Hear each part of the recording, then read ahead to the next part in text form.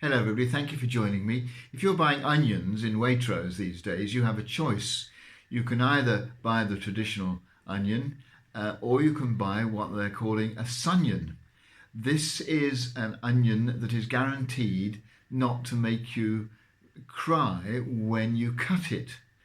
And it's something which many of us who find the kind of stinging sensation you get when you get tears from cutting onions unpleasant, it might find appealing, but not perhaps when you realise the price, which is sort of apparently 3 times the ordinary onion.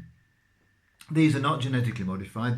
They've been created over 30 years of experimentation by crossbreeding different types of onion that produce less tears than others, so that eventually you get one called this sunion, which doesn't produce any tears.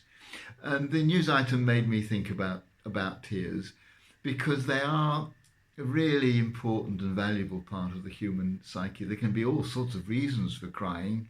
There's frustration, there's anger, there's sadness, there's grief, there's joy, and there's all sorts of reasons why tears come to our eyes. We can be moved to tears, and they are so helpful in enabling us to express these deep emotions. Sometimes we bottle up our tears. We feel perhaps we shouldn't be seen to cry, but I don't think that's very often valuable.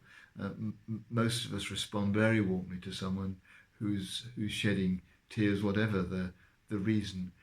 And I think also they're not just good for expressing the emotion; they're good for clearing our minds. I'm often curious as to why, that shortest verse in the Bible, Jesus wept. Why did Jesus weep when he knew he was about to raise Lazarus from the dead? There was nothing to weep about.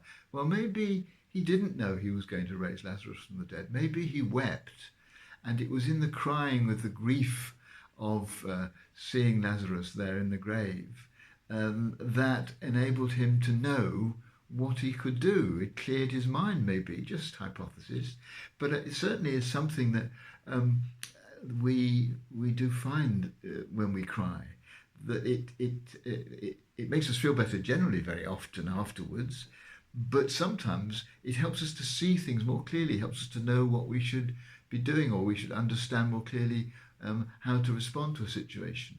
And so tears have that valuable function. So today I'm going to just celebrate tears and not to hold them back if they come for any reason. I don't, as I say, like the tears that come from cutting onions, but I think the other kinds of tears that we sometimes experience can be really valuable.